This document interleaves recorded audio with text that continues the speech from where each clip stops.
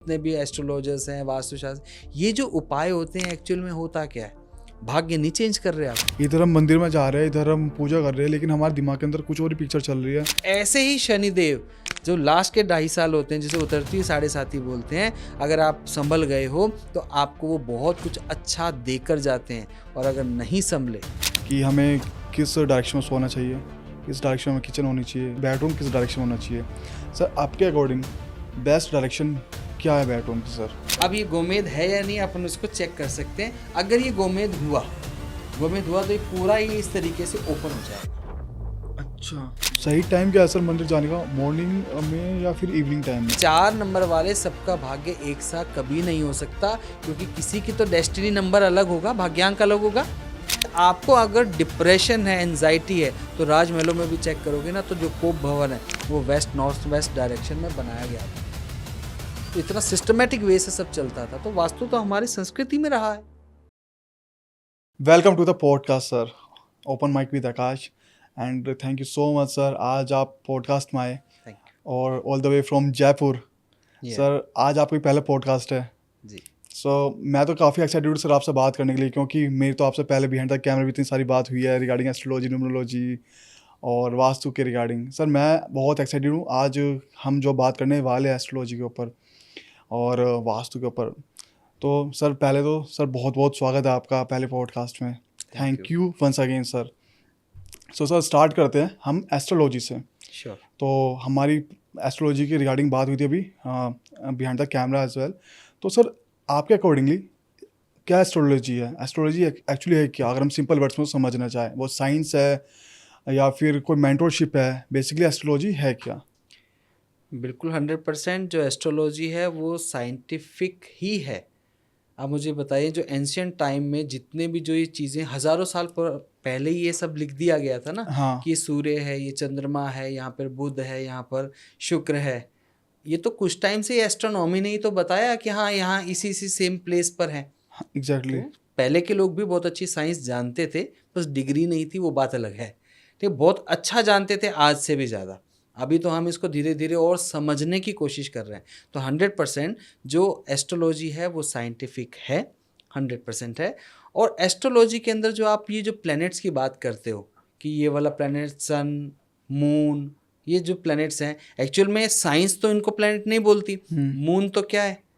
Moon तो पृथ्वी के चारों ओर जो चक्कर लगा सैटेलाइट है। बट सन क्या, एक स्टार है। बट एस्ट्रोलॉजी के अंदर इसको एज ए प्लेनेट के रूप में ले लिया गया है। लेकिन अगर हम थोड़ा सा इसको डेप्थ में अगर हम समझें, डेप्थ में जो समझते हैं, तो सूर्य और चंद्रमा को प्लैनेट से भी बढ़कर बोला गया है। क्योंकि सूर्य है आपकी आत्मा, और चंद्रमा है आपका मन। तो सबसे ज़्यादा इन्हें ही महत्व दिया गया है। तो आपके साइंस भी इनको क्या बोलती है? ये एक स्टार है, और एक क्या है जो पृथ्वी के चारों चक्कर लगाता रहता है, वो एक सैटेलाइट है। ठीक, अब देखो, अगर हम साइंस के अकॉर्डिंग ही चलते हैं, एक बार इसको चीज़ को समझते हैं कि क्या एस्ट्रोलॉजी और साइंस में कुछ है इंटर रिलेशनशिप। 100% है। सन और जो अपनी अर्थ है, क्योंकि हम एस्ट्रोलॉजी भी अर्थ के अकॉर्डिंग देख रहे हैं ना, क्योंकि हम अर्थ पे रहते हैं। हाँ सन और अर्थ के बीच में कोई प्लैनेट्स हैं क्या जो हमारे सोलर सिस्टम में? हाँ सर, प्लेनेट है, आई थिंक वीनस और मरकरी। वेरी गुड, 2 ही प्लैनेट हैं, वीनस एंड मर्क्यूरी। देन बाकी जो प्लैनेट्स रह गए वो सब अर्थ के बाद में ही है। बिल्कुल। ठीक है, जैसे जुपिटर हो गया, मार्स हो गया, सैटर्न हो गया, यूरेनस, नेपच्यून। जो राहु और केतु होते हैं वो एक्चुअल में नहीं होते, वो एक वर्चुअल नोड्स होते हैं, north node and south node होते हैं वो। अच्छा। ठीक है, लेकिन अब एस्ट्रोलॉजी से इसको जरा समझो। एस्ट्रोलॉजी में भी इसे internal planets and external planets बताया गया है। इंटरनल प्लैनेट्स कौन कौन से? यही बुध एंड वीनस। जैसे अभी आप मुझसे बात कर रहे हो, या कोई भी किसी से बात करता है तो वो 2 ही तरीके से करता है।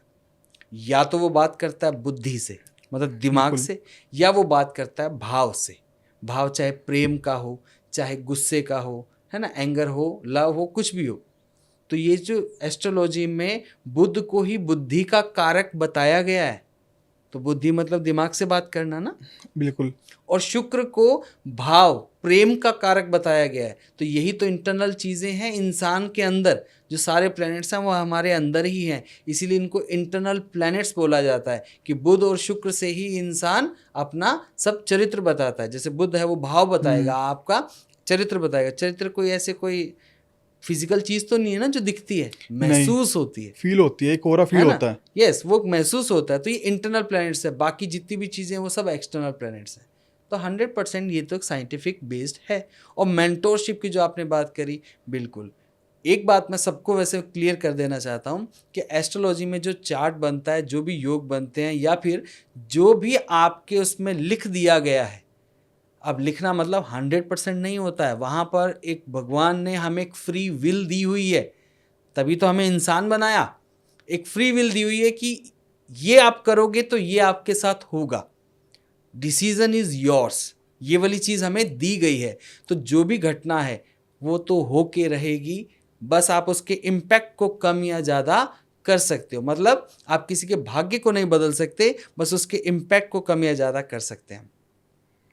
ठीक है, तो अब उस इम्पैक्ट को कम या ज़्यादा करने के लिए मेंटोरशिप की ज़रूरत होती है। जैसे आप बिल्कुल। डॉक्टर के पास गए, एक नॉर्मली अब बोला भी जाता है कि भाई आफ्टर 35 या 40 ईयर्स के बाद आप अपना रेगुलर हेल्थ चेकअप करवाओ, बिल्कुल सर, बोला जाता है ना। बिल्कुल बोला तो जाता वो है। क्या है, आपका मेंटोर ही तो है। आप रेगुलरली साल में या 2 साल में जाते हो, अपना पूरा फुल बॉडी चेकअप कराते हो, और आपको डॉक्टर बता देता है कि भाई आपका कोलेस्ट्रॉल इस लेवल पे चल रहा है। अगर वो मार्जिन पे तो कहता है भाई कंट्रोल, तो आप उसमें कंट्रोल करते हो। भाई आपका शुगर है, वो मार्जिन पे तो नहीं आ गया, तो उसके अकॉर्डिंग आप कंट्रोल करते हो ताकि आप हेल्दी लाइफ जी पाओ, बिल्कुल।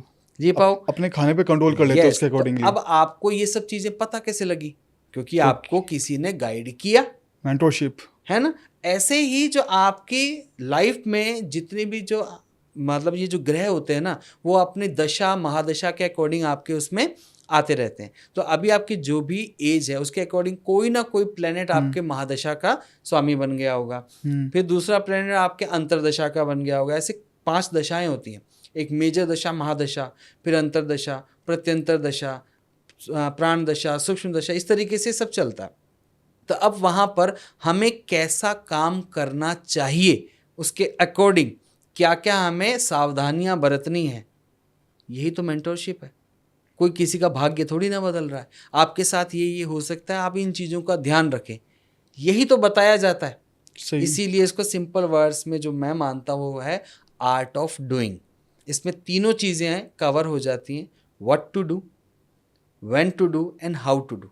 मतलब मुझे क्या करना है, कब करना है और कैसे करना है, यही मेंटोरशिप आपको आपका एस्ट्रोलॉजर बताता है। जब हम कर्म करते हैं, Yeah. हमें लग रहा है हम अपने कर्म कर रहे हैं। एक एज होती है, एज एक फैक्टर के अकॉर्डिंगली, जो मुझे थोड़ा बहुत कुंडली के बारे में पता है, थोड़ा एस्ट्रोलॉजी के बारे में पता है। तुम्हारी हर एज में एक अलग ग्रह काम करता है। बिल्कुल। तुम्हारे 20 से 26, 26 से 36, 36 से 42, तो एक एज फैक्टर में एक अलग ग्रह काम करता है।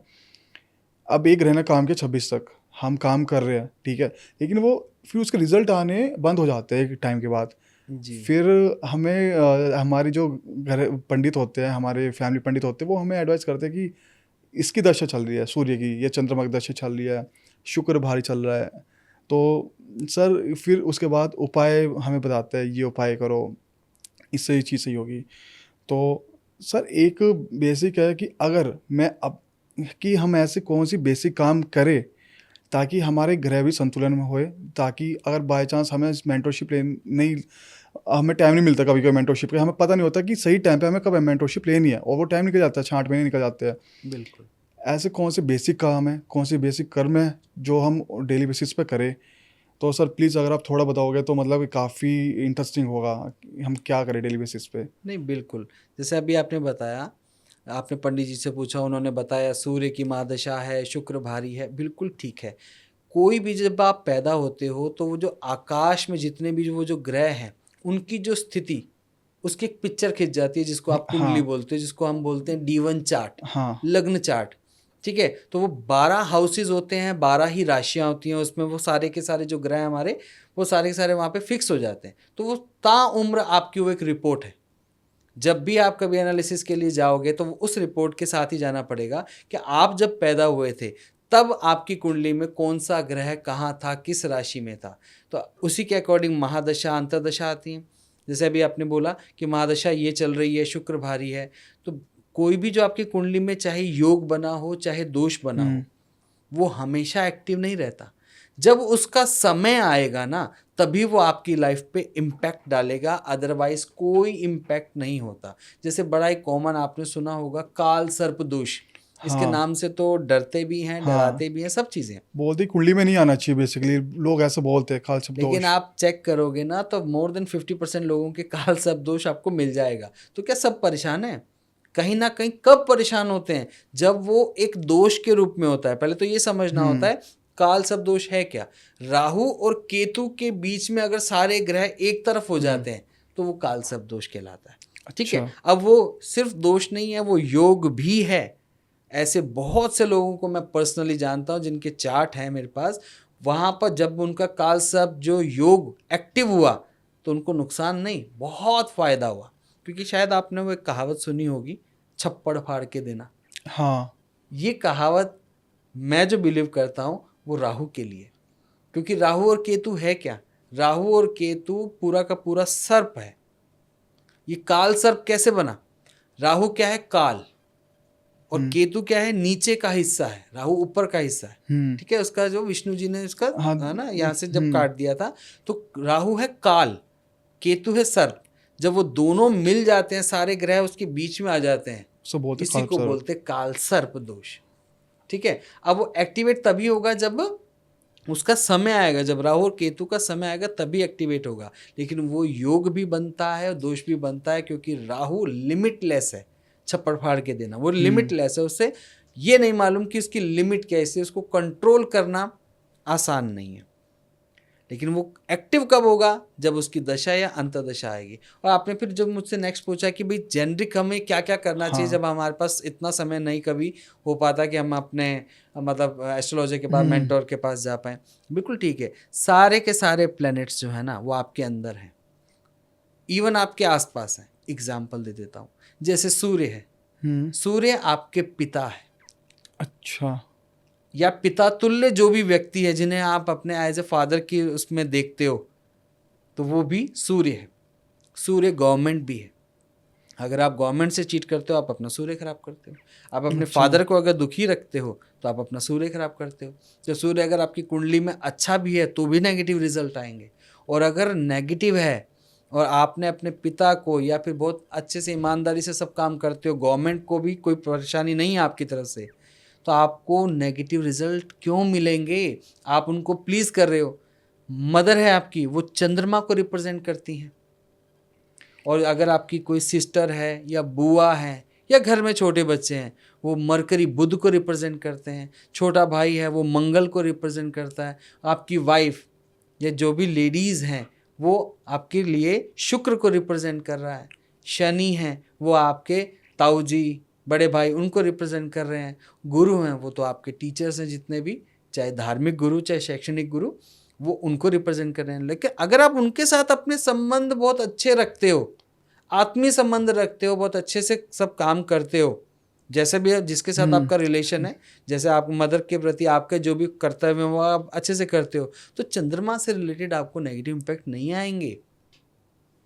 अगर आएंगे भी तो वही अगेन मैंने बताया, अगर आपकी कुंडली में बर्थ में लिख दिया गया चार्ट में कि ऐसा इम्पैक्ट आने हैं, तो एक हल्का सा झटका आएगा, और वो थोड़ा बहुत तो सबको थोड़ा सा इम्पैक्ट करेगा, लेकिन ये नहीं कि वो बहुत ज़्यादा नुकसान पहुंचा के जाएगा। डिपेंड आप किस भाव से वो एनर्जी देते हो। अगर आपने अपनी मदर के प्रति बहुत ही अच्छे भाव से अगर आप सब काम करते हो, अपने सारे कर्तव्य पूरे करते हो, तो वास्तव यकीन जानिए आपको किसी उपाय की ज़रूरत नहीं है।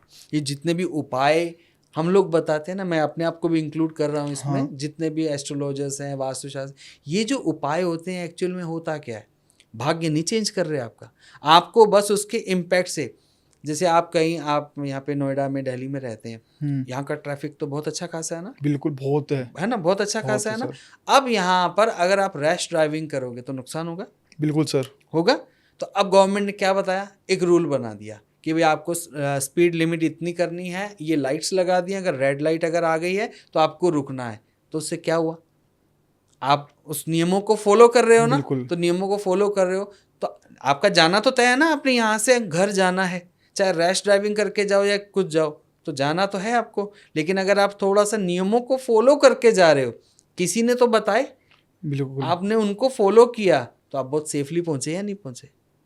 सेफली बिल्कुल पहुंचे। सही बात है सर। यही उपाय जो होते हैं वो कैटलिस्ट की तरह काम करते हैं। रिएक्शन तो होगा बट एज अ कैटलिस्ट की तरह हो जाएगा, और एक अच्छा कैटलिस्ट जो उस रिएक्शन में जो हीट एनर्जी जो प्रोड्यूस हो रही है उसको रिड्यूस करेगा। आपने अभी बताया तुम्हारे पापा मतलब सूर्य है, यस तो मदर जो है वो चंद्रमा। जी, अगर अगर हम अपने माँ बाप के साथ ही अच्छा रिलेशन ना रखें और दुनिया के साथ बाहर जाकर अच्छा रिलेशन रख रहे हैं, तो डेफिनेटली उसका कोई फ़ायदा तो होने नहीं वाला। अगर तो अपने कभी माँ नहीं बाप होगा। को ही परेशान करके बाहर जा रहे हो, तुम्हें उसका कहीं ना कहीं रिजल्ट नेगेटिव ही मिलने वाला है। माँ बाप को अगर परेशान करके बाहर जाके तुम जैसे खुश हो रहे उस हो। उन ग्रहों की जो दशा अंतरदशा आएगी ना, हाँ, प्रत्यंतर दशा, तब आपको उसके इम्पैक्ट अपने आप ही देखने को मिलेंगे।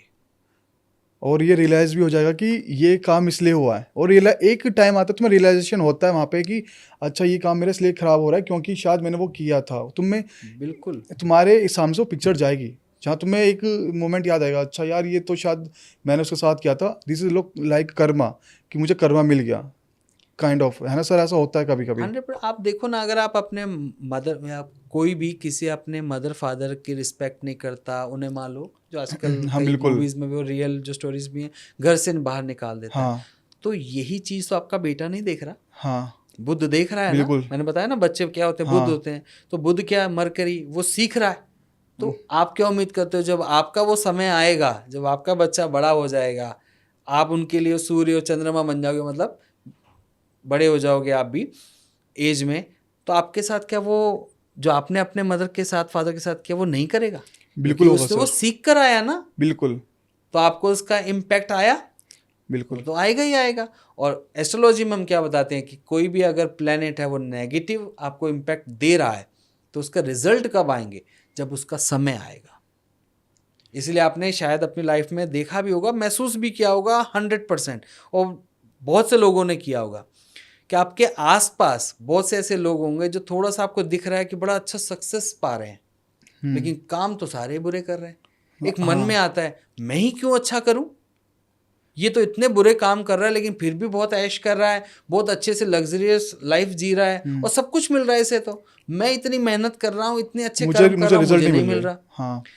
वेट, जब उसका वो समय आएगा ना, और स्पेशली जब सैटर्न का या राहु का जब समय आएगा, तो आपने एक वर्ड सुना होगा साढ़े साथी, 7.5 सर बहुत है ना? ट्रेंडिंग बढ़ रही है यस, आजकल। ट्रेंडिंग वर्ड है ना। हाँ तो साढ़े साथी का मतलब यही है, सैटर्न वो पूरा ऑडिट करते हैं, ऑडिटर।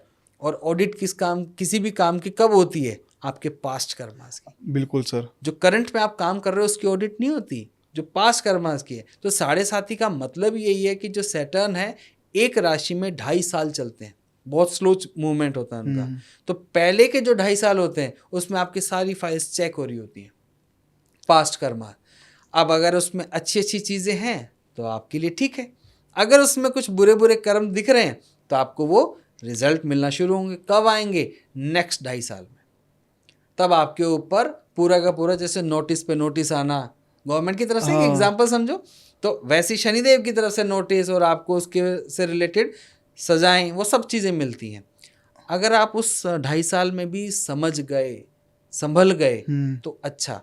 जो लास्ट के जो 2.5 साल है ना, 7.5 में पहला 2.5 साल समझ में आया, फिर 2.5 साल, जो लास्ट के 2.5 साल है ना, वो बहुत अच्छे माने जाते हैं, जिसे बोलते हैं उतरती हुई 7.5। अच्छा। अगर आप संभल गए और आप अपने कर्मों को सही कर लिया, इसको लाइफ एग्जाम्पल से लो ना। आप ऑडिटर आया, आपने से कुछ गलती हो गई, आपने स्वीकार कर लिया, आपने उस गलती को सुधार दिया। अब आप जो कर्म कर रहे हो, जो काम कर रहे हो ना, अपना वर्क बहुत अच्छे से कर रहे हो, तो ऑडिटर क्या कहेगा? Very good. तो आपके लिए एक पनिशमेंट की जगह एक रिवॉर्ड दे के जाएगा। ऐसे ही शनिदेव जो लास्ट के 2.5 साल होते हैं, जिसे उतरती हुई 7.5 बोलते हैं, अगर आप संभल गए हो तो आपको वो बहुत कुछ अच्छा देकर जाते हैं, और अगर नहीं संभले तो आप सब कुछ खत्म कर जाते हैं। और उनमें भी अगर कोई कर्म बच गया ना, तो वो कर्म की जिम्मेदारी भगवान शिव ने दी है राहु को। अच्छा। राहु प्रारब्ध है, काल है, जो किसी भी कर्म, कोई भी आपका जो रह गया, जिसका फल नहीं मिल पाया आपको किसी भी वजह से, कुछ भी समझ लो, जब उसका समय आएगा तो वो ले जाएगा। इसलिए अगर आपने बहुत अच्छा किया है तो छप्पड़ फाड़ के देता है। जो आपको एकदम से सडन, आपको समझ ही नहीं आता, ये तो मैं तो सोच भी नहीं सकता था, जो एकदम से वर्ड यूज कैसा हो करते हैं, गया? ये कैसे हो गया। और जब कुछ जाता है तो भी आप कहते हैं तो मैंने सोचा ही नहीं था कभी अनएक्सपेक्टेड ऐसा भी हो जाए। अनएक्सपेक्टेड सब कुछ खत्म हो गया। अनएक्सपेक्टेड, वो हमें नहीं पता, लेकिन हमारे किसी ना किसी कर्म का फल ही है। सर 7.5 अगर हम समझे 7.5 क्या 7.5 साल का टाइम पीरियड होता है लाइफ में जब आता है। जैसा आपने बोला कि 2.5 साल पहले, 2.5 साल बाद में, 2.5 साल बीच के, तो ये 7.5 साल का पूरा लाइफ में एक बार टाइम आता है, इसका मतलब ये है। ये हाँ, ये एक्चुअल में 7.5 साल तो रहता है, लेकिन एग्जैक्ट 7.5 साल नहीं होता। कभी वो वक्री हो जाते हैं, कभी वो मार्गी हो जाते हैं। तो लगभग लगभग 7.5 साल का हम समय मानते हैं। और किसी की भी जो लाइफ में अगर कोई 60 साल या 80 साल जीता है तो 2 बार वो 7.5 ही देख लेता है। अच्छा। लेकिन अगर उसके कर्म अच्छे हैं तो मैं आपको फिर बता रहा हूँ, शनिदेव या राहुदेव से डरने की आवश्यकता नहीं होती। वो सिर्फ और सिर्फ, आपने देखा होगा ना, कानून के चेहरे आंखों पे पट्टी बंधी होती बिल्कुल सर। है ना। और वो किसका प्रतीक है? शनि, क्योंकि शनि न्याय के कारक है। न्याय के भगवान है। बिल्कुल न्याय के भगवान है, न्याय के कारक हैं। तो वो क्या करते हैं, वो उस समय पट्टी बांध लेते हैं कि भैया अब आपने जो कर्म किए ना उसका तो आपको फल मिलेगा ही। अब अगर हम हमारे कर्म ठीक रखेंगे तो क्यों नेगेटिव मिलेगा? उल्टा उस समय तो आपको रिवॉर्ड मिलेगा, अच्छा मिलेगा, आपको रिवॉर्ड मिल सकता है। It depends on your Karma. Depend on Karma. Sir 7.5 भी लाइफ में, मतलब इसके कोई टाइम पीरियड होता है कि तुम्हारा 30 से पहले एक बार 7.5 आ जाएगा या 30 के बाद ही आएगा? नहीं ऐसा कोई टाइम पीरियड होता है इसका? नहीं नहीं, ऐसा कुछ फिर नहीं वो ग्रह होता। के ऊपर डिपेंड है हाँ, आपके? एक्चुअल में 7.5 का मतलब क्या होता है, जो जब आप पैदा हुए ना, हाँ तो कुंडली में उस समय की जो आपकी फोटो जो खींच गई, जिसको मैं D1 चार्ट या लगन चार्ट हाँ। बोल रहा हूँ, उस समय जो चंद्रमा आपकी जिस भी राशि में बैठ गया, सपोज करो 2 नंबर राशि में बैठ गया, जैसे वृष राशि बोलते हैं, टॉरस 2 नंबर में बैठ गया। अब जो आज की डेट में जो शनि है वो घूमते घूमते, क्योंकि वो सारे ग्रह मूवमेंट में रहते हैं, सारी राशि हमेशा मूवमेंट में रहती है, ठीक है। लेकिन आपके जो बर्थ के टाइम में वो पिक्चर खिंच गई कि कैप्चर हो गया चंद्रमा यहाँ मोमेंट। पर था। ठीक है, अब वो शनि जैसे घूमते घूमते उस चंद्रमा की राशि से जस्ट पहले वाली राशि में आएंगे, तो इसका मतलब 7.5 शुरू। तो 2.5 साल वो एक राशि से दूसरी राशि में जाने में लगाते हैं। फिर सेकंड जो फेज आया, अगला 2.5 साल, वो जस्ट चंद्रमा के ऊपर। तो मैंने बताया ना कि भाई आपके हाँ। चंद्रमा के ऊपर, मतलब चंद्रमा है पानी, शनि अच्छा। है कड़वा समझ लो, विष समझ लो। इसी को कुंडली में विष योग भी बोला जाता है, नाम है ये, ठीक है ना, विष योग भी बोला जाता है। एक्चुअल में पानी क्या हो गया, पानी अब पीने लायक नहीं रहा, अच्छा। यूँ समझ सकते हो आप। वो पानी अब काला हो गया या फिर दूषित हो गया। वो क्यों हो गया? एक्चुअली इसको दूसरे तरीके से समझो, चंद्रमा है मन, अब मन के ऊपर शनि आ गया तो कैप्चर हो गए, तो कैप्चर हो गए तो परेशान। अब मन परेशान कब होगा? जब हमने कुछ ना कुछ कर्म ऐसे किए। तो 7.5 में जो सेकंड फेज आता है, उसके अंदर वही जो आपके जो पास्ट कर्माज है उसके फल मिलने शुरू होते हैं। अगर अच्छे हैं तो अच्छे ही मिलेंगे भाई, बुरे हैं तो बुरे मिलेंगे। अगर आप इस 2.5 साल में समझ गए तो अब नेक्स्ट 2.5 साल में शनि आगे चले जाएंगे चंद्रमा को पीछे छोड़ते हुए। तो वो कहते हैं उतरती हुई 7.5। तो उतरती हुई 7.5 जब होती है, अगर आप संभल चुके हो तो आपको जाते जाते शनिदेव बहुत कुछ दे के जाते हैं, बहुत अच्छा दे के जाते हैं। तो उसके जेनरिक आपको मैं वैसे रेमेडी सबको बता देता हूँ। अगर 7.5 लगी है या फिर शनि की महादशा या अंतरदशा चल रही है, तो आप अपने अधीनस्थ जो भी कर्मचारी हैं या फिर जो भी लोअर जो काम कर रहे हैं, जैसे सफाई वाले, ठीक, और जो कूड़ा करकट उठाने वाले या रिक्शे वाले, जो भी आपसे नीचे दबके के, आप समझिए इसको, जो आपके कर्म से आपके नीचे दबके के, जैसे आप ऑफिस में अगर बॉस हैं तो आपके नीचे के जितने भी अधिकारी हो चाहे कर्मचारी हो, वो शनि है आपके लिए। आपके घर में अगर काम वाली बाई आ रही है या फिर घर में आपने कोई नौकर रखा हुआ है, आपकी गाड़ी साफ करता है, वो सब शनि है। अगर आप उनसे अच्छा व्यवहार करते हैं, उनके साथ न्यायपूर्ण व्यवहार करते हैं, उनसे एक अच्छा आत्मीय रिलेशन बनाते हैं, तो शनिदेव भगवान उससे खुश होते हैं। और आप उसमें छाया दान कर सकते हो। क्या छाया दान? 7.5 के समय में आप एक सरसों का एक कटोरा लीजिए, उसमें सरसों का तेल भरिए, एक ठीक है। सिक्का उसके अंदर डालिए, और अपना अक्स, अपना जो है ना ये फेस। फेस आपको हाँ। उसमें देखना है। हो सके तो दांत और ये नाखून भी देखें, और वो आप शनिदेव भगवान के चरणों में अर्पण कर दें। मंदिर जाके? जी, मंदिर जाके शनिदेव भगवान के चरणों में अर्पण कर दें। जब आपने अर्पण कर दिए, इसे छायादान बोला जाता है, जो एक माना जाता है कि शनि जी की जो 7.5 है उसमें वो बहुत हेल्पफुल होते हैं, वो खुश होते हैं। और अगर हम कर्मा सही रखते हैं तो कभी भी शनि के साढ़े साथी परेशान नहीं करती, ये 100%। सही टाइम क्या है सर मंदिर जाने का, मॉर्निंग में या फिर इवनिंग टाइम में? नहीं, शनि मंदिर जाना है तो आपको इवनिंग में जाना चाहिए, और स्पेशली प्रदोष काल अच्छा, सबसे बेस्ट टाइम होता है। अगर आप उस समय जाते हैं तो बहुत ही अच्छा है। प्रदोष काल कौन सा टाइम होता है सर? देखिए, वैसे तो डेली थोड़ा थोड़ा चेंज होता है। एक मोटा मोटी आपको बता देता हूँ, एक एग्जैक्ट नहीं है ये, ठीक है, मोटा मोटी 6 to 8 के बीच में अराउंड। अच्छा अच्छा। ये डिपेंड करता है, हर बार चेंज होता है। वैसे ये होता है कि सूर्यास्त जब हो रहा है और जो संध्या, जब मतलब बिल्कुल रोशनी खत्म हो गई है, वो जो बीच का जो टाइम पीरियड होता है ना, बेस्ट टाइमिंग होता है किसी भी उपाय को करने के लिए।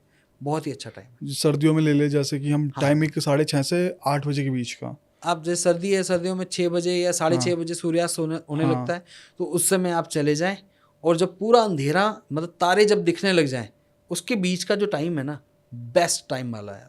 अच्छा, तो अगर आप उस समय वो काम करते हैं तो अच्छा है आपके लिए।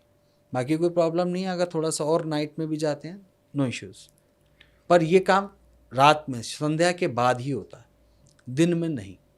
शनिवार वाले दिन शनि जी के चरणों में वो बिल्कुल। तेल चढ़ा देना, ठीक अब है। मान लो किसी दिन आप बिजी हैं तो आप दिन में कर लीजिए, ठीक है। भाव भाव बहुत ज़रूरी है।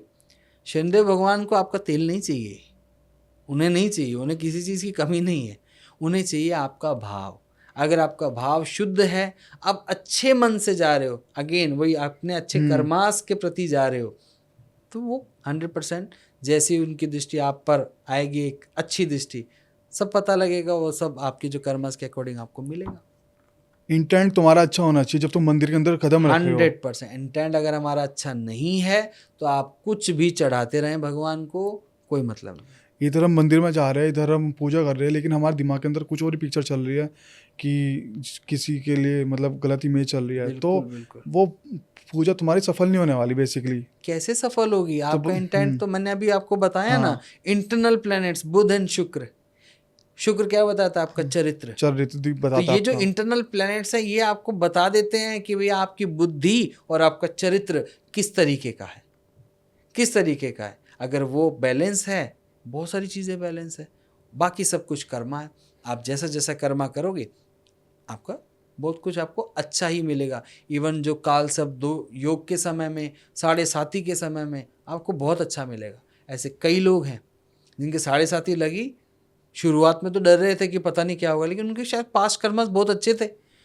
उन्होंने उस समय में जितना कमाया ना, उन पूरी लाइफ में नहीं कमाया। नहीं तो आपने मिथ तो यही सुन रखा होगा, 7:30 का मतलब सब खत्म। ऐसा नहीं है, आपके कर्मास पे डिपेंड करता है कि सब खत्म या शुरुआत। सर एक एस्ट्रोलॉजी से जुड़ा हुआ एक मेरा क्वेश्चन है, बिल्कुल। ठीक है। मैं बहुत टाइम से बहुत रील्स देख रहा हूँ, बहुत यूट्यूब वीडियोस देख रहा हूँ, जगह जगह अपने दोस्तों से भी सुन रहा हूँ। एक चीज़ जो बहुत कॉमन हो चुकी है, हम बहुत रील्स देख रहे हैं कि मूलांक, मूलांक 1 3, ठीक है, जैसे 4 वाला मूलांक 4 हो गया, 13 22 31, फिर ऐसे 8 मूलांक हो गया 8 17 26। तो जब मूलांक की बात होती है सर, होता क्या है कि हम बोलते हैं कि 4 मूलांक वाले जितने भी है सब के सब मतलब वो राहु है, 4 वाले राहु है, ठीक है, मान लिया राहु है, बहुत वो हार्ड वर्क करेंगे तो उन्हें जब भी रिजल्ट मिलेंगे।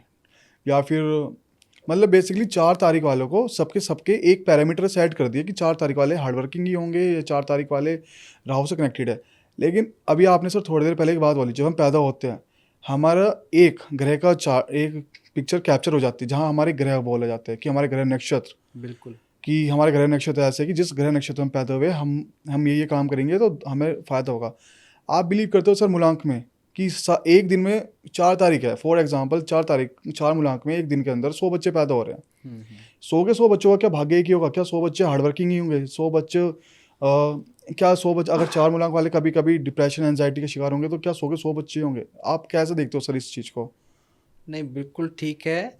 एक्चुअल में मूलांक होता क्या है, जिस दिन आप पैदा होते हो, वो जो एक सिंगल डिजिट में जो डेट निकाली जाती है उसी को मूलांक कहते हैं। बिल्कुल जैसे सर। आपने बोला 4 नंबर का, 4 नंबर। जो 4 तारीख को पैदा हुआ हो, 13 तारीख को पैदा हुआ हो, 22 तारीख को पैदा हुआ हो या 31 तारीख को पैदा हुआ हो, तो इन सब के अगर आप नंबर्स को जोड़ लोगे एक सिंगल डिजिट में तो आंसर 4 आएगा। तो 4 मतलब मूलांक 4, और 4 नंबर का स्वामी राहु है। अब बिल्कुल। आपने बोला कि 4 तारीख को या 13 तारीख को या 22 तारीख, 31 तारीख, करोड़ों बच्चे पैदा होंगे। एग्जैक्टली। अब उसके आपको एट्रीब्यूट समझने होंगे। 4 तारीख मतलब राहु। अब राहु का मतलब सिर्फ हार्ड वर्क नहीं है, बहुत सिस्टमेटिक वर्क है। राहु जो है ना, जो 4 नंबर वाले होते हैं, बिल्कुल। वो बहुत ही सिस्टमेटिक तरीके से चलने वाले होते हैं, ऑर्गेनाइज्ड वे में चलने वाले होते हैं। अब सबका भाग्य कभी एक साथ नहीं होता। न्यूमरोलॉजी के अंदर भी 2 डिविजन्स हैं, अच्छा, एक तो चाइनीज और एक इंडियन वैदिक न्यूमरोलॉजी भी चलती है, इंटरेस्टिंग सर। चाइनीज न्यूमरोलॉजी क्या है सर? जिसे वैदिक तो सुना लोशु हुआ है। ग्रिड कहा जाता अच्छा। है ना, लोशु ग्रिड कहा जाता है। और एक इंडियन वैदिक न्यूमरोलॉजी भी होती है, और दोनों में ही एक्चुअल में उसके अंदर भी दशा अंतरदशा आती है। जैसे आपको मैं वैदिक न्यूमरोलॉजी की बात करूं तो वैदिक न्यूमरोलॉजी के अंदर भी सूर्य की महादशा, फिर उसमें चंद्रमा की अंतरदशा, ये सब जैसे हमने कुंडली में आपको बताया ना, वैसे ही इसमें भी आता है। तो वो इम्पैक्ट तो आएंगे ही आएंगे आपको, जिस जिसकी दशा है। लेकिन आपके बर्थ चार्ट में क्या फिक्स हो गया? 4 नंबर बिल्कुल, मूलांक। मूलांक 4 ऐसी भाग्यांक भी बनता है, पूरी डेट ऑफ बर्थ को अगर मैं ऐड ऐड कर कर दो। दूं, हाँ। ऐसी कुआ नंबर भी बनता है जो बर्थ ईयर को। चलो वो अच्छा। अपना टॉपिक नहीं है, वैसे आपको सिर्फ बता देता हूं कि 4 नंबर वाले सबका भाग्य एक साथ कभी नहीं हो सकता, क्योंकि किसी की तो डेस्टिनी नंबर अलग होगा, हाँ, भाग्यांक अलग होगा, बिल्कुल। किसी का जो कुआ नंबर है वो अलग होगा, प्लस सबकी जो डेट ऑफ बर्थ में जितने भी डिजिट आ रहे हैं, आधे आधे छटनी करता जा रहा हूँ, बिल्कुल। लेकिन फिर भी एक बहुत बड़ा नंबर हो गया कि क्या सबका भाग्य एक जैसा है? नो। 4 नंबर आया, 4 नंबर ने कहा ऑर्गेनाइज रहो। अब अगर आपका 4 है, मेरा भी 4 है, अब जो जितना ऑर्गेनाइज्ड रहेगा, वेल सेटल्ड रहेगा, सब कुछ अपने टिप टॉप, जिसको बोलते हैं ना कि अपने काम सब एकदम परफेक्ट, वो सक्सेस करेगा। और जिसने उसमें छूट ली कि हाँ नहीं नहीं ज़्यादा ऑर्गेनाइज नहीं, सारा मिसमैच चल रहा है, जैसे आप अपने कबर्ड को भी अगर आपने बहुत अच्छे तरीके से नहीं रख रखा, तो आपने क्या किया? राहु आपको कुछ देने आया था, वह आपकी उसमें न्यूमरोलॉजी के अकॉर्डिंग आपके मालिक बने थे ना, हाँ, मूलांक में। हाँ। लेकिन आपने क्या किया? उनके अगेंस्ट वर्क किया कि आई एम नॉट ऑर्गेनाइज्ड, तो वो आपको क्या करेंगे? अच्छा रिजल्ट नहीं देंगे। बाकी अगेन मैं सिर्फ इस पे वर्क नहीं करता। क्यों? क्योंकि सिर्फ कुंडली देख के या फिर सिर्फ न्यूमरोलॉजी देख के आप बहुत कुछ नहीं बता सकते, क्योंकि आपने ये भी फील किया होगा कि आप किसी के पास जाते हो, ये सब चीज़ें पूछते हो, तो सिर्फ इतना सा देख के आपको एक आइडिया दिया जा सकता है। 100% आइडिया तो पूरा पूरा मिलता ही है, लेकिन जो चेंजेस आने हैं वो कैसे आएंगे, उसमें आपको वास्तु तो मिक्स करना ही पड़ेगा। अच्छा, तो सर वास्तु और एस्ट्रोलॉजी क्या दोनों इंटरलिंक है? 100% वास्तु एस्ट्रोलॉजी का ही तो एक्सटेंडेड पार्ट है। अच्छा। एक्सटेंडेड पार्ट है वो भी वेदों से लिया गया है, अथर्ववेद से, और ये भी अथर्ववेद के ही एक उपवेद से लिया गया है वास्तु। अब इसमें तो अलग अलग शास्त्रों में अलग अलग स्टोरीज हैं वास्तु की, कि वास्तु एक्चुअल में है क्या। अपने 4 युग हुए हैं ना, बिल्कुल सर। सतयुग, त्रेता युग, द्वापर युग और कलयुग जब चल रहा है। बिल्कुल। तो एक शास्त्र में तो यहाँ बताया गया है कि जो वास्तु है वो 2nd युग में आया है, दैट इज त्रेता युग। सतयुग में तो वास्तु की आवश्यकता ही नहीं थी। क्यों वास्तु की आवश्यकता? इसलिए नहीं थी कि लोग बाग खुद ही इतने वेल ऑर्गेनाइज्ड और वेल इंटेलेक्चुअल होते थे, उन्हें किसी रेमेडी की कोई ज़रूरत नहीं होती थी, क्योंकि राम राज्य था ना, सतयुग था। तो सतयुग में तो कोई वैसे भी किसी का कुछ नहीं बैरी था। ये जो त्रेता युग था, वहाँ पर जब दानव और देवता में जो युद्ध चल रहा था, युद्ध में जो पसीने की जो बूंदें जो गिरी ना, उससे एक महादानव पैदा हुआ। अच्छा। और वो इतना भयानक था कि देवता सोचने लगे कि ये तो कोई असुर है, और असुर सोचने लगे ये तो कोई नया देवता है जो इतना शक्तिशाली है। और वो क्या करने लगा? तीनों लोगों को खाने लगा। तो सब उनको पकड़ के ब्रह्मा जी के पास ले गए। तब ब्रह्मा जी ने उनको शांत किया, उन्होंने कहा कि मुझे भूख लगी है, मुझे तो खाने दो। तो क्या भाई एक बार शांत हो जाओ। तो फिर उनको वरदान दिया कि भाई जहाँ पर भी इस पृथ्वी पर जो भी कंस्ट्रक्शन होगी, कुछ भी बनेगा, वहाँ अगर तुम्हारी पूजा नहीं होगी तो दानव क्या करेंगे? श्राप देंगे, पीड़ा देंगे। और अगर तुम्हारी पूजा होगी तो देव क्या करेंगे? तुम्हें आशीर्वाद देंगे। इसलिए जब भी किसी का घर बनता है या भूमि पूजन या कुछ भी होता है तो आपने देखा होगा वास्तु पुरुष की पूजा अनिवार्य बताई जाती है। वो इसीलिए अनिवार्य बताई जाती है कि भाई उनको ब्रह्मा जी से वरदान था। ये एक शास्त्रों में एक कहानी है, एक कहानी है। सर हम क्या वास्तु को सनातन धर्म से भी जोड़ते हैं? वास्तु बिल्कुल, सनातन धर्म से तो इसीलिए जोड़ते हैं ना, मैंने आपको जैसे आपको बताया अभी कि वास्तु एक्चुअल में एक्सटेंडेड वर्जन है ज्योतिष का। और ज्योतिष शास्त्र कहाँ से आया? हमारे वेद से ही तो आया। सभी वेदों में जो ज्योतिष का वर्णन मिलता है खास तौर से अथर्ववेद में मिलता है। अच्छा, है ना? तो अथर्ववेद के ही एक उपवेद में आपको उसमें वास्तु का भी पूरा वर्णन मिलता है। तो ये हमारे सनातन धर्म की संस्कृति में है। चलो अब आप थोड़ा सा समझो, जो पुराने जो राजमहल, आप कभी जाते होगे कहीं पे तो आपने कोई किला वगैरह ये सब देखा होगा, तो आप देखो वहाँ पर कितना सिस्टमेटिक वे था, कितना सिस्टमेटिक वे था। जो राजा का जो खजाना होता था, जो खजांची होता था, जो खजाना घर होता था, छोटे छोटे तो होते नहीं थे, आजकल तो इतनी सी तिजोरियों में सिमट गया सब कुछ। पहले तो बड़े बड़े खजाने होते थे, वो कहाँ होते थे? उनके वेस्ट डायरेक्शन में होते थे। आप चेक कीजिएगा, अच्छा, है ना? और राजा खुद कहाँ बैठता था? जो उसका किला है ना, उसके साउथ में बैठता था। अच्छा, इस वास्तु परफेक्ट वास्तु के हिसाब से चलते थे। और जो उनके शस्त्र रखे हुए होते थे, शस्त्रागार जिसको बोलते हैं, वो कहाँ होता था? वो उनके साउथ वेस्ट डायरेक्शन में होता था। और एक आपने वर्ड सुना होगा, कोप भवन, नाम सुना आपने? नहीं सर, ये कभी नहीं सुना, कोप नहीं भवन। सुना, कोई बात नहीं। जब वहाँ कोई शोक होता था, शोक मतलब कोई हाँ, दुख का कोई कोई जो दुख समय हो, होता कोई था, दुख की घड़ी है। है ना, दुख की घड़ी है, तो रानियां या जो है ना वो सब एक पर्टिकुलर प्लेस होता था, वहां जाकर रुदन करती थी, रोना।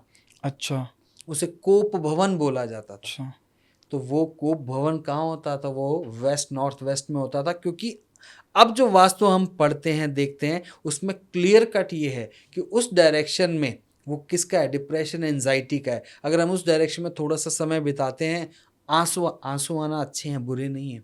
भगवान शिव के आंसू गिरे थे तो उससे रुद्राक्ष बना था, अच्छा, उससे रुद्राक्ष बना था। तो आंसू आना बुरे नहीं है, बहुत अच्छे हैं। वो डिपेंड करता है, खुशी में भी आंसू आते हैं और दुख में भी आते हैं। आंसू आना बहुत ज़रूरी है, जिससे आपका डिप्रेशन रिलीज होगा। अगर नहीं रोएगा इंसान, अगर इंसान नहीं रोएगा तो वो क्या होता जाएगा? अंदर ही अंदर घुटता घुटता जाएगा, जाएगा। घुटता जाएगा। बच्चा भी जब पैदा होता है ना, अगर वो नहीं रोता तो बोलते हैं प्रॉब्लम है।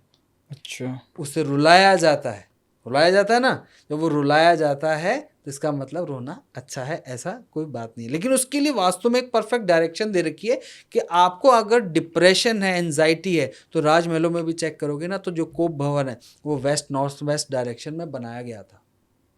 तो इतना सिस्टमेटिक वे से सब चलता था। तो वास्तु तो हमारी संस्कृति में रहा है। सर एक घर है, हम्म।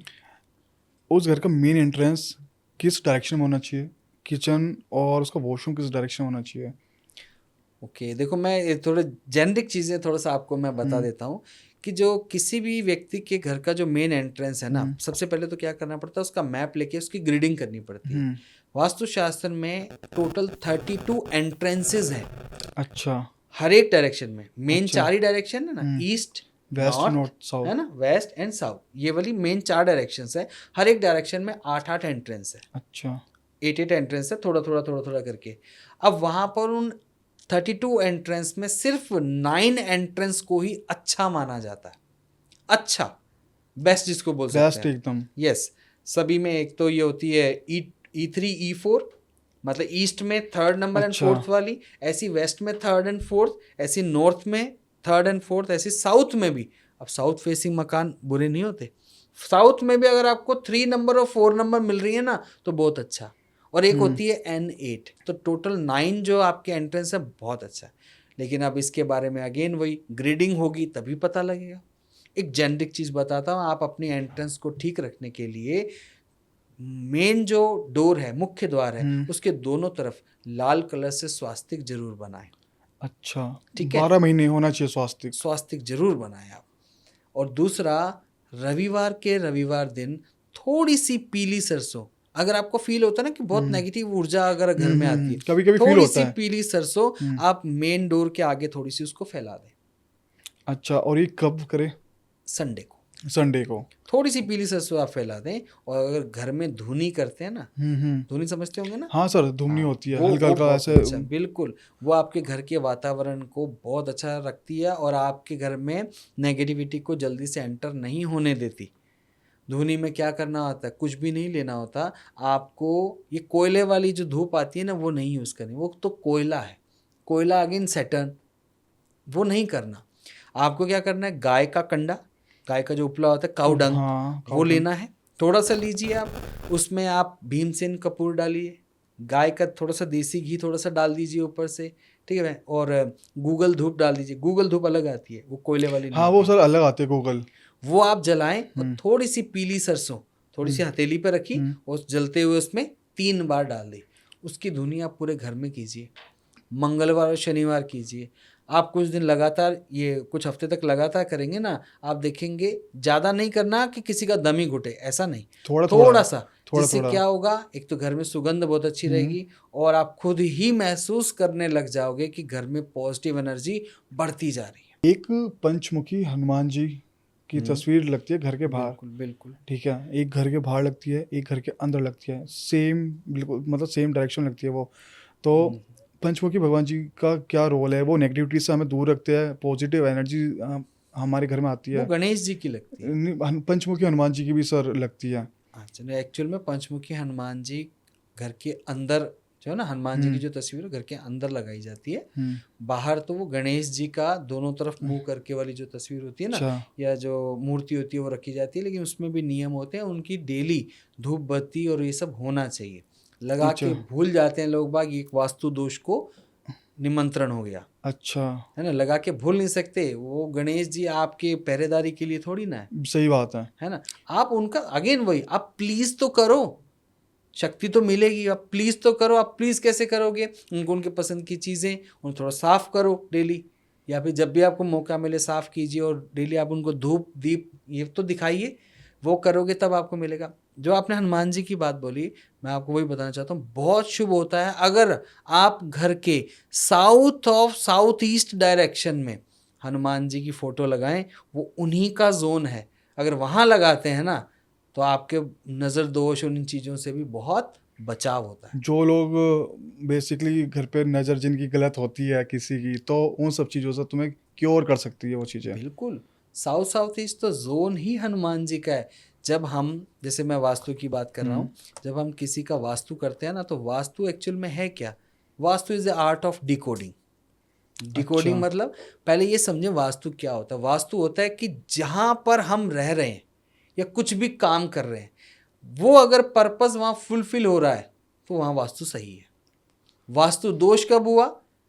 अगर आपका जैसे घर है, घर में क्या होता है, सुख शांति से रहना, खुशहाली रखना। अगर वहाँ सुख शांति नहीं है, खुशहाली नहीं है, तो इसका मतलब क्या हुआ? इसका मतलब ये हुआ कि वहाँ पर एनर्जीज इम्बैलेंस है। इम्बैलेंस है तो वहाँ का जो पर्पस है वो फुलफिल नहीं हो रहा, वास्तु दोष है। तो balance of energy is vastu.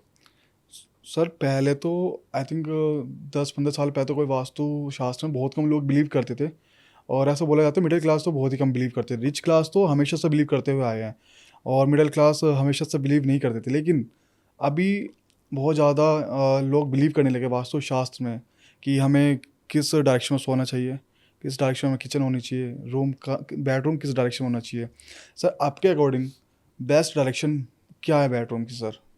मैं बताता हूँ, जैसे पहले वाले क्वेश्चन का आंसर दे देता हूँ कि भैया 10-15 साल से ही थोड़ा सा वास्तु का हुआ नहीं।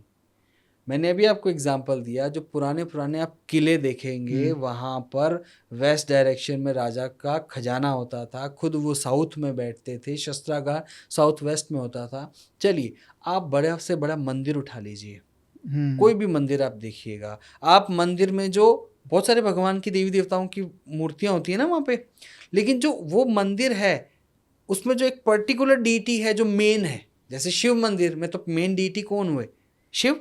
बिल्कुल। विष्णु मंदिर, वहाँ पे मेन डीटी कौन हुए? विष्णु। बाकी और सब गॉड गॉडेस की सबकी फोटोज मूर्तियाँ होती हैं, लेकिन आप जहाँ देखोगे जितने भी प्रख्यात मंदिर हैं, वहाँ जो मेन डीटी हैं उनकी प्रतिमा अगर आप देखो, वो वेस्ट डायरेक्शन में ही है, क्योंकि वेस्ट डायरेक्शन सबसे ऊंचा होता है वास्तुशास्त्र में, और वहीं पर ही वो स्थापित किए जाते हैं। और आप तो ये मंदिर आज के तो नहीं बने हुए, बिल्कुल सर, ये तो मतलब किले आज के तो नहीं बने एंशंट हुए। टाइम से बने हुए हैं। हाँ, ये जरूर कह सकते हैं करते सब थे, बताता कोई नहीं, अच्छा, है ना। ये छुपा हुआ ये रहता था, हर किसी को इसका ज्ञान नहीं होता था।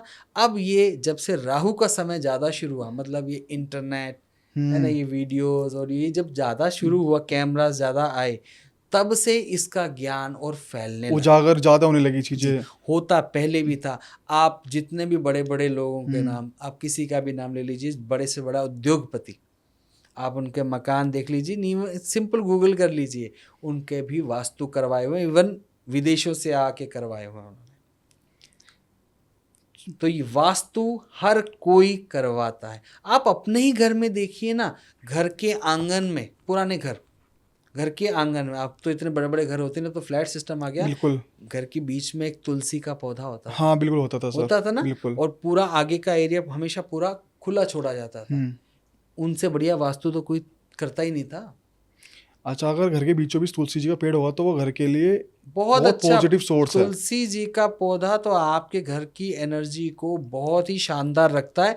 और आपको बता देता हूँ, अगर आप अपने घर में नॉर्थ ईस्ट में, नॉर्थ ईस्ट डायरेक्शन में अगर आप तुलसी जी का पौधा या मेडिसिन वाला कोई भी प्लांट रखते हैं ना, तो आप लोगों के घर में सेहत अच्छी रहती है, इम्यूनिटी इंक्रीज होती है, क्योंकि इसमें औषधीय गुण है। और ये वाला जो जोन मैंने बताया, नॉर्थ ईस्ट, हाँ, ये वाला तो जोन ही इम्यूनिटी का है। क्योंकि सर ये बहुत इंटरेस्टिंग आपने बात बताई, क्योंकि हमें शौक तो होता है पेड़ रखने का घर के अंदर, पर ये नहीं पता होता किस डायरेक्शन में रखना है। 100% प्लांट घर की शोभा को बढ़ाता है, बहुत अच्छा लगता है, लेकिन सही डायरेक्शन में अगर ना रखा जाए ना, तो नुकसान भी देता है। एक जेनरिक अगेन मैं फिर से बता देता हूँ कि आप अपने घर में पेड़ पौधे रखना चाहते हो तो कहाँ रखना चाहिए। आप अपने घर में पेड़ पौधे नॉर्थ या फिर ईस्ट डायरेक्शन में रखें, आपके लिए बहुत अच्छा है। भूल कर भी साउथ वेस्ट और वेस्ट डायरेक्शन में पौधों को मत रखिए, वो वहाँ पर उसका एंटी हो जाता है, मतलब अपोजिट हो जाता है। इवन हम तो हमारे क्लाइंट्स को ये भी बताते हैं, ये मैं आज सबको ये रेमेडी देने जा रहा हूँ, ये हमारे गुरुजी ने हमें बताई थी। नॉर्थ डायरेक्शन में अगर आप बेटर अपॉर्चुनिटीज़ को लेना चाहते हैं, तो नॉर्थ डायरेक्शन में एक कांच की ग्रीन कलर की बोतल लीजिए, उसमें पानी डालिए और मनी प्लांट लगाएं। प्लीज़ ध्यान रखिएगा, नॉर्थ डायरेक्शन में मैंने पानी में मनी प्लांट बोला है, मिट्टी में नहीं। मिट्टी में लगा सकते हैं, लेकिन अगर आप उसमें पानी में लगाएंगे तो आपकी अपॉर्चुनिटीज़ और इंक्रीज होंगी। और ईस्ट डायरेक्शन में लगाते हैं आप पौधों को, तो पौधे ईस्ट डायरेक्शन में आपके जो सोशल जो आपका सर्किल है उसे बढ़ाता है और भी अच्छा करता है। थैंक यू सर, इतनी इंटरेस्टिंग बात शेयर करने के लिए सर इस प्लेटफॉर्म पे। नहीं, अब यहाँ पर आए तो ये जेनरिक चीज़ें, जो ये मिथ है, आपने बिल्कुल सही बोला, पौधे सभी रखना चाहते हैं, लेकिन कई बार डर जाता है कि मैं पौधे इधर रख दूं कहीं और नुकसान ना हो जाए। तो आज पता लग गया ना, मुझे साउथ वेस्ट और वेस्ट में नहीं रखना। आप अपने कैश फ्लो को बढ़ाना चाहते हो, हाँ सर, बढ़ाना चाहते हो, बिल्कुल। तो आपको सिंपली इतना सा समझना है, कैश फ्लो कौन बढ़ाता है? साउथ ईस्ट डायरेक्शन बढ़ाती है, और उसका स्वामी कौन है? वीनस। वहाँ गुलाब का पौधा रखो ना। कैश बढ़ाने की रेमेडी ये है, कैश फ्लो, कैश फ्लो बढ़ाने की रेमेडी ये है। बिल्कुल है। नहीं रख सकते पौधा, होता है ऐसा, कई बार ऐसा हमारा स्ट्रक्चर में होता है कि भैया वहाँ जगह ही नहीं है। कोई बात नहीं, एक गुलाब के फूल की बढ़िया सी फोटो उस साउथ ईस्ट डायरेक्शन में लगा दीजिए। बस, अगर पेड़ नहीं लगा सकते तो काम तो करना पड़ेगा, कर्म करना पड़ेगा। बिल्कुल, मैंने बिल्कुल। ये नहीं कहा कि वो लगाया और पैसे की बारिश शुरू, कभी नहीं। ज्योतिष वास्तु कर्म प्रधान है, art of doing. Vastu is art of decoding. आपकी प्रॉब्लम को डिकोड करके ये सिर्फ गाइड किया जाता है कि आप ऐसा करें। तो अगेन कैटलिस्ट का काम करेगा ना, आप वो लगाओगे वहाँ और आप अपना कर्म साथ साथ कर रहे हो, तो क्या करेगा? उस रिएक्शन को फास्ट करेगा। उस रिएक्शन को फास्ट करेगा मतलब कैश फ्लो में तेजी लाएगा। पर वो कैश फ्लो तो आप ही को लाना है सर। सर एक जो हम घड़ी लगाते हैं, जो हमें समय बताती है, घड़ी, उस घड़ी की लगाने की सही एक्यूरेट पोजीशन क्या होनी चाहिए हमारे घर के अंदर? क्योंकि कहीं भी जहाँ मैं लगा, एक खाली दीवार है, यहाँ कील ठोको, घड़ी लगा दी। नहीं, तो बिल्कुल सही क्वेश्चन है। घर में बहुत ही कॉमनली यूज होने वाली चीज़ है वॉल क्लॉक, है ना। तो ये आप कहीं भी नहीं लगाएं। आप घड़ी को भी नॉर्थ या फिर ईस्ट वॉल पर लगाएं। 2 वॉल बस। यस, साउथ और वेस्ट वॉल को आपको इग्नोर करना चाहिए for the purpose of clock.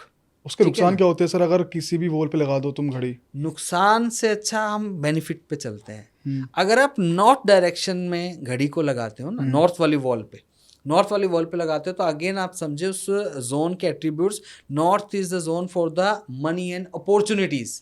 अगर आप वहाँ पर लगाते हो घड़ी, तो क्या करें, समय के साथ साथ आपको वहाँ पे अपॉर्चुनिटीज मिलती रहेंगी। अपॉर्चुनिटीज मिलेगी तो ऑब्वियस है ना, मनी भी तो आएगी। और अगर आप ईस्ट वॉल पे लगाते हो तो भी बहुत अच्छा है। ईस्ट वॉल पे लगाने से उसके एट्रीब्यूट्स को अगर हम समझें, ज़रूरत पड़ने पर आपको सही कनेक्शन मिलेगा। कनेक्शन मतलब आपको जिस चीज़ की जब ज़रूरत है तो उससे संबंधित आपका एक सोशल जो कनेक्शन है अपने आप बनेगा और आपका काम हो जाएगा। अगर आप नॉर्थ ईस्ट में लगाते हो, north is the direction for the wisdom, जो कहते हैं ना कि $1 मिलियन आइडिया आया किसी को, एग्जैक्टली। ये $1 मिलियन आइडिया तो पूरे यूनिवर्स में एनर्जी के रूप में फ्लो हो रहे हैं, फ्लो हो रहे हैं। कौन कितना आइडिया कैच कर लेता है, अडोप्ट कब करता है, सही टाइम पे Yes, कब अडोप्ट करता है? ये कहाँ से आता है घर में मालूम है आपको? आपकी एंट्रेंस और नॉर्थ ईस्ट से। अगर आपके एंट्रेंस और नॉर्थ ईस्ट बिल्कुल बैलेंस है ना, तो आपको वो $1 मिलियन आइडिया वाली जो बात है ना, कि ऐसे जो करता है आदमी आइडिया, वो वहाँ से आता है। अगर आप क्लॉक वहाँ लगाते हो तो समय समय पर आपकी विजडम को इंक्रीज करता है। मुझे बताओ, एक सिंपल सा एक व्यक्ति का थॉट था कि भैया फूड सबको खाना है, सब हर जगह पे दूर, भैया यहाँ से 10 किलोमीटर 15 किलोमीटर, वो उस होटल का मुझे बहुत अच्छा लगता है, मेरी जाने की इच्छा नहीं। तो किसी का एक आइडिया ही तो था, कोई बात नहीं, होटल उनका, खाना आपको पहुँचाएंगे हम। ऐसी इंडस्ट्री आप सबको पता बिल्कुल सर, है ना? बिल्कुल सर। ये जितने भी जोमेटो स्विगी, जोमेटो तो ये स्विगी। क्या एक आइडिया ही तो था, उसको एग्जीक्यूट किया। तो ये आइडिया वहीं से आता है, नॉर्थ ईस्ट से आता है। जिसका नॉर्थ ईस्ट अच्छा, उसको आइडियाज बहुत अच्छे अच्छे। जिसका नॉर्थ ईस्ट गंदा, जैसे आपने मुझसे पूछा था कि टॉयलेट के बारे में, जिनके घरों में टॉयलेट नॉर्थ ईस्ट में होता है ना, तो उनके जो विजडम है वो भी बहुत धीरे धीरे डाउन। और नॉर्थ ईस्ट में टॉयलेट, आप अगर स्टडी देख लो तो जितने भी जो कैंसर पेशेंट्स हैं, सबका नहीं हो सकता, लेकिन हाँ, जिनके घरों में नॉर्थ ईस्ट में टॉयलेट है, मैक्सिमम वहाँ पर कैंसर पेशेंट्स पाए गए। अच्छा, या यूं बोलूं, कैंसर जिन जिन के घरों में है, वहाँ पर नॉर्थ ईस्ट में टॉयलेट मिला है। अब नॉर्थ ईस्ट में टॉयलेट, ऐसा नहीं कि नॉर्थ ईस्ट में टॉयलेट बन गया तो जाते ही वहाँ कैंसर हो जाएगा। नो, अगेन कैंसर का कारक ग्रह है बृहस्पति, अच्छा। राहु। जैसी उनकी दशा अंतरदशा आएगी, दशा और अंतरदशा आएगी, और वो आपके ऐसे हाउसेस को भी 6, 8, 12 को भी वो एक्टिवेट कर रहे हैं, और प्लस आपके घर का वास्तु, मतलब आपके नॉर्थ ईस्ट भी गंदा है, तो अब क्या हुआ, 100% एनर्जी डाउन हो गई सर। एनर्जी डाउन, दूषित हो गई वो पूरी। एनर्जी से याद है सर, ओरा। सर ओरा स्कैनर की हम लोग बात कर रहे थे जी सर, एग्जैक्टली ओरा स्कैनर है क्या, और क्या, कैसे वो काम करता है? प्लीज़ आप कुछ बताना चाहोगे ओरा स्कैनर के बारे में? बिल्कुल बिल्कुल। ये ऑरा स्कैनर भी सही बताऊं तो ये वर्ड अभी आया कुछ एक सालों में, अच्छा। लेकिन यूज़ हमेशा एंशियंट टाइम से ही हो रहा है। अच्छा सर। आप स्टडी को अगर देखोगे ना, या फिर पुराना आप गूगल सर्च भी करोगे, पहले ज़मीन के अंदर पानी ढूंढने के लिए हाँ। एक दो छोटी कॉपर की रॉड्स का यूज़ किया जाता था। अच्छा। उस रॉड्स को, लेकिन एक स्पेशल ही बंदा चलाता था, हर कोई नहीं चला सकता। अच्छा। उस रॉड को वो लेके जाता था, और जहाँ पर पानी होता था वो रोड्स ओपन हो जाती थी, और उसके नीचे जब खोदा जाता था तो कुआं वहीं पे बनता था कि यहाँ अच्छा। पर पानी मिलेगा। तो कॉपर रोड से पहले पता लगता था कि जी। यहाँ पानी है जमीन के आज अंदर? भी किया जाता आज है। भी? आज अब तो ठीक है, अलग अलग मशीन्स और आ गई, उस इंस्ट्रूमेंट मशीन आ से भी चुके अब तो। टच। हाँ। पहले ये मैनुअल चीज़ें थी। इवन अगर मेडिटेशन आप अच्छे से करते हैं, मेडिटेटिव माइंड अगर आप हैं, तो आप वहाँ जाकर स्वर विज्ञान से भी बता सकते हो कि यहाँ की एनर्जी कैसी है। ऑरा स्कैनर आपको एक टूल है, आपको एक इंस्ट्रूमेंट प्रोवाइड कर दिया गया जिससे आपका काम थोड़ा सा और ईजी हो जाता है। सिंपल एग्जाम्पल, पहले नाड़ी वैद्य ज़्यादा होते थे, एलोपैथी तो अब आई है ना, कुछ सालों से आई है, 100-200 हाँ सालों हाँ से, हाँ हाँ। है ना। नाड़ी वैद्य नाड़ी देख के ही पता लग जाता था। बता देते थे कि हाँ। भैया इसको ये प्रॉब्लम है, इसको ये प्रॉब्लम है। आज क्या है, आज डॉक्टर्स आ गए, उनके पास अलग अलग इंस्ट्रूमेंट्स हैं, वो उससे बताते हैं। लेकिन पहले जो बहुत अच्छा वैद्य होता था, वो तो सिर्फ नाड़ी देखते ही बता देता था कि इसको ये प्रॉब्लम है। सर ये इंस्ट्रूमेंट क्या है और ये काम कैसे करता है? इसमें भी वही है, 2 कॉपर रोड्स ही हैं, ठीक है, और ये काम करता है। इसमें हमने सैंपल्स वगैरह कुछ बना रखे हैं, सैंपल को डालते हैं हम, इससे अपना जो ऑरा है, aura is a electromagnetic field. अगर साइंटिफिक टर्म में आपको समझाऊं, ऑरा क्या होता है? ऑरा होता है हमारे चारों ओर, ये जो हमारी फिजिकल बॉडी है, ऐसी हमारी एक एनर्जी बॉडी होती है। उस एनर्जी बॉडी को ही हम क्या बोलते हैं? ऑरा बोलते हैं, जिसको साइंस क्या कहती है? Electromagnetic field. जैसे आपने दिए की लॉ देखी होगी, दिए की लॉ के चारों ओर एक हल्का सा और एक बना होता है, अपर लेयर होती है, अपर लेयर और होती है, वही तो उसका ऑरा होता है। जैसे आपने देखा होगा भगवान बुद्ध की एक फोटो लगी हुई है, पीछे ऐसे पूरी लाइट निकल रही है, हल्की हल्की हल्की हल्की निकलती है ना, येलो वो लाइट क्या है? हाँ। ऑरा है वो उनका। ऐसी आपका ऑरा, मेरा ऑरा, सबका ऑरा होता है। सर ऑरा स्कैनर कैसे काम करता है? कैसे हम वो- ऑरा चेक कर सकते हैं? वो उसी मशीन से हम उसको चेक सर कर सकते मशीन हैं। है सर आपके पास? बिल्कुल है, आप कहें सर, तो हम आपका ऑरा स्कैन कर सकते सर हैं। सर प्लीज सर, क्योंकि मैंने ये कॉन्सेप्ट पहले नहीं सुना था, और जी जी, प्लीज सर बताइए जरूर कैसे ये काम जरूर, करती अभी है? अभी इसको हम चेक करते हैं। सर ये एक्चुअली है क्या? ये वही ऑरा स्कैनर इंस्ट्रूमेंट है जिसकी आप Yes, बात कर रहे थे? ये वही ऑरा स्कैनर है। इसमें वही 2 कॉपर रोड्स हैं और इसमें ऐसा कोई जादू नहीं है। ये ऑरा स्कैनर मैंने अपने जैसे मेडिटेशन से अपने साथ कनेक्ट कर रखा है, ऐसा फील करता हूँ मैं। अच्छा, और मैंने इनको नाम भी दिया हुआ है दाऊ जी।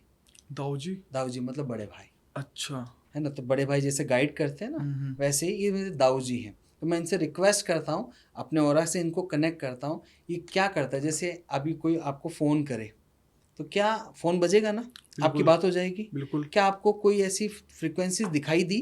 नहीं, फील हुई, फ्रीक्वेंसी तो दिखाई नहीं दी, वाइब्रेशन हुई तो वो फील हुई, हाँ, है ना? कोई फोन फ्रीक्वेंसी वाइब्रेट तो, हो लेकिन आपकी बात हो गई। हम्म। ऐसे ही ये कैसे जवाब देते हैं? मैं अपने ऑरा से इंटरनली इनसे क्वेश्चन करता हूँ, जिनके लिए क्वेश्चन कर रहा हूँ उनके ऑरा से उसमें जवाब आता है, और ये मूव करके मुझे उसका आंसर देते हैं। अच्छा, जैसे मैं अभी अब इसमें चेक करके बताऊंगा कि जैसे अभी आपने ये पहना हुआ, इसी को चेक कर लें, आपने क्या पहना हुआ है। सर ये तो एक मुझे पंडित जी ने बताया था, गोमेद है। और अब ये गोमेद है या नहीं, अपन उसको चेक कर सकते हैं। अगर ये गोमेद हुआ तो ये पूरा ही इस तरीके से ओपन हो जाएगा। अच्छा, और अगर गोमेद नहीं हुआ तो ये क्या कहेगा? ऐसे। तो उसका मतलब मेरा सुनार नकली है? नहीं, मैं ऐसा नहीं कहूँगा, ठीक है, अगर ऐसा है। उसके बाद हम क्या चेक कर सकते हैं कि भैया ये इसमें कितनी एनर्जी है। ये तो सिर्फ ये चेक करें कि ये गोमेद है या नहीं। कई बार उसका सब्स्टिट्यूट भी होता है, हाँ, असली बिल्कुल नकली सर। की बात नहीं है, उसका सब्स्टिट्यूट भी होता है। और कई बार असली चीज़ होते हुए भी उसमें एनर्जी कम होती है, कई बार इंटरनल ब्रेक होता है, कुछ भी है। हमें बेसिकली क्या चाहिए? हमें तो चाहिए उसकी एनर्जी हमें मिले, पॉजिटिव एनर्जी हमको मिले। बस हम इससे यही चेक करते हैं कि एनर्जी कितनी है, कितने % उसकी एनर्जी आ रही है। असली नकली की इससे कोई पहचान नहीं होती। अच्छा, एनर्जी के ऊपर डिपेंड यस, आप 1 मिनट के लिए इसको उतार के दे सकते हैं। Sure sir. ये देखिए, मैंने इसको जैसे यहाँ से इसको कनेक्ट कर दिया, आप इसके ऊपर रख दीजिए। वैसे तो सर मुझे No, एक साल हो ऐसे गया नहीं। पहनते मैंने फर्स्ट टाइम आज उतारी है जी, ये। ये देखो मैंने यहाँ पे ऐसे ही रख दिया, मतलब वो जो नग है वो इसके साथ कनेक्ट है। अब मैं यहाँ पे इसको करता हूँ।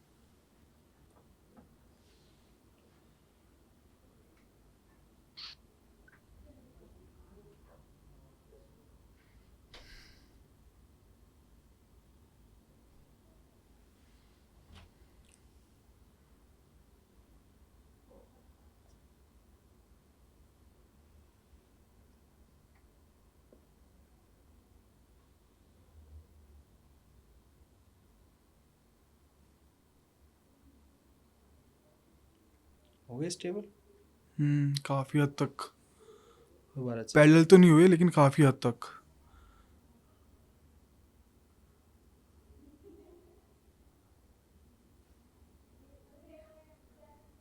इनको एक्चुअल में पकड़ने का भी एग्जैक्टली एक मेथड है। जैसे पहले पीछे गया था ना, वो एंगल बिगड़ गया। अच्छा, एंगल 90 भी नहीं होना चाहिए और 80 भी नहीं होना चाहिए। 85 के करीब एंगल जब आता है ना, तब एग्जैक्टली आता है। तो ये है गोमेद, तो है। तो फुल एनर्जी है इसमें? एनर्जी के लिए भी अपने इसको चेक करते हैं। मैं पॉजिटिव एनर्जी का इसमें जैसे सैंपल डाल रहा हूँ।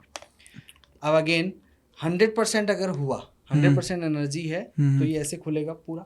ठीक है। 90 अगर 50% एनर्जी है तो 90 डिग्री पे खुलेगा। अगर कोई एनर्जी नहीं है तो 0 डिग्री, कुछ भी नहीं होगा। तो अभी अपने इसकी पॉजिटिव एनर्जी को चेक कर लेते हैं।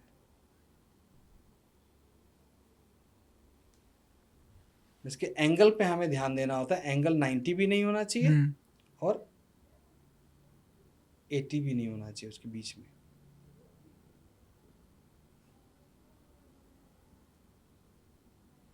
देखो ये 120 डिग्री से ज़्यादा 150 डिग्री के आसपास आ रहा है, तो 150 डिग्री है, इसका मतलब बहुत अच्छी एनर्जी है इसमें।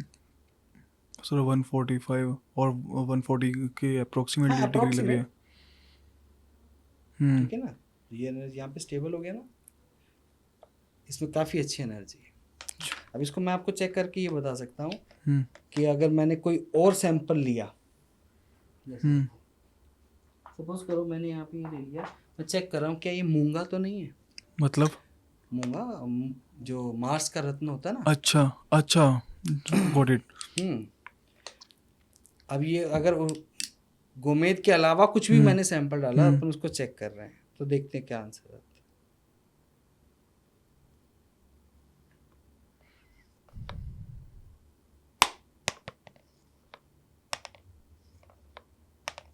क्या आंसर लग रहा है आपको?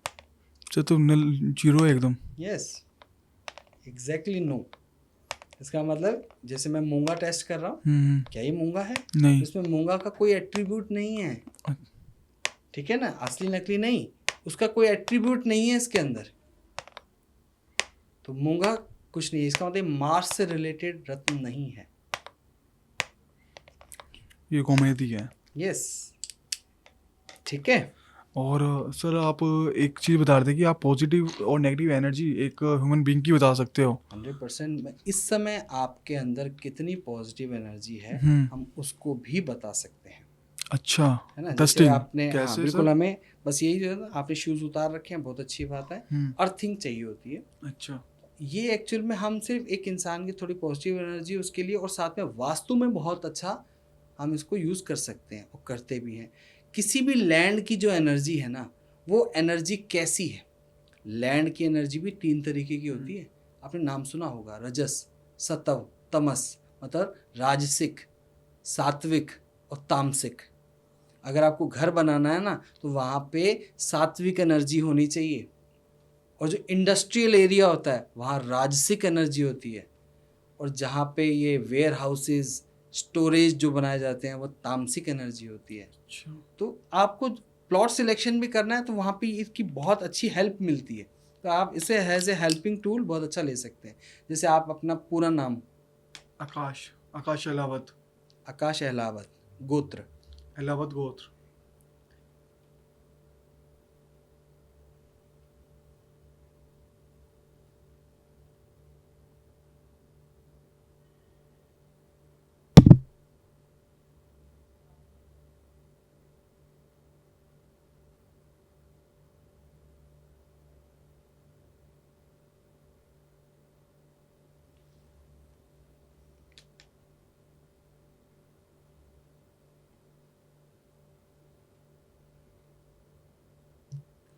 जीरो एनर्जी ना बस मेरी। तो ठीक है, अराउंड 120 डिग्री, दैट इज 60%। 60% है, पॉजिटिव हूँ अभी। बिल्कुल। अभी आप कैसा फील कैसा कर रहे हो?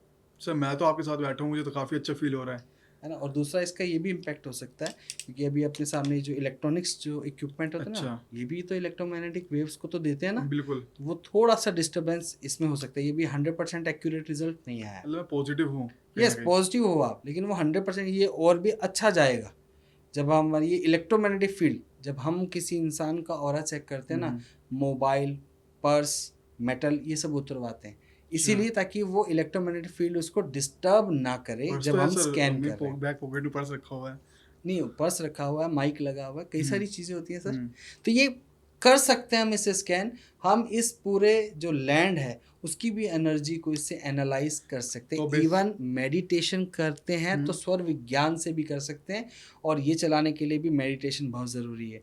मेडिटेशन नहीं है तो आप इसको जितना मर्जी करते रहिए, ऐसे ऐसे ऐसे घूमता रहेगा, कोई मतलब नहीं है उसका, कोई मतलब नहीं। इसका यूज़ सिर्फ एज ए हेल्पिंग टूल है। आप मैप लेके आए, मैप को हमने पूरा ग्रिड किया, आपकी प्रॉब्लम को सुना, उस जोन में गए, वहाँ पर क्या क्या ट्रीटमेंट करना है, वास्तुशास्त्र के नियमों को अपनाया, और थोड़ी सी इनकी हेल्प ली कि क्या ये चीज़ें करने से हमें बेनिफिट है, और कितना कितना किस क्वांटिटी में करना है। बस उससे आपको आंसर मिल जाएगा और आपको इसमें पूरा अच्छे रिजल्ट्स आने के पूरे पूरे चांसेस हैं। Thank you so much sir, आज आप हमारे पॉडकास्ट पे आए और सर आपका पहला पॉडकास्ट था और ऐसा बिल्कुल नहीं लग रहा था कि आप फर्स्ट टाइम किसी पॉडकास्ट का पार्ट हो। सर आपने इतनी अच्छी अच्छी बातें बताई वास्तु को लेकर, एस्ट्रोलॉजी को लेकर, मेरे काफ़ी मिथ दूर किए। जो मेरा था कि बुलांक को लेकर थोड़ा मिथ था मेरा, तो आपने वो भी थोड़ा दूर किया।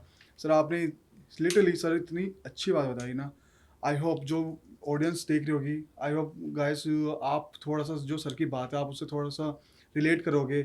और सर ने जो उपाय बताया वास्तुशास्त्र से रिलेटेड, जो अपने घर में पौधे कहाँ रखने चाहिए, तुलसी जी की पूजा का क्या इम्पैक्ट है, घर के जो मेन एंट्रेंस है उस पे हमें क्या स्वास्तिक बनाना चाहिए, क्या सरसों के दाने, ये सब जो सर ने बताया, आई होप अगर आपको रिलेटेबल लगे, अगर आपको लगे कि आपके घर का साउथ गेट, आपका गेट उस साउथ डायरेक्शन में है, तो आप ये सब कर सकते हो। और thank you so much sir once again कि थैंक यू। आप पार्ट बने। और सर मैं मतलब आई फील वेरी प्लेजेबल कि मैं आपके सामने बैठा हूँ और आपसे सब क्वेश्चंस मैंने किए और मुझे अच्छा लगा सर, आपने इतनी अपनी नॉलेज आपने हमारे साथ शेयर की sir. Thank you so much Jitendra sir. आपका भी बहुत बहुत धन्यवाद। सबका दिन शुभ हो। Thank you sir.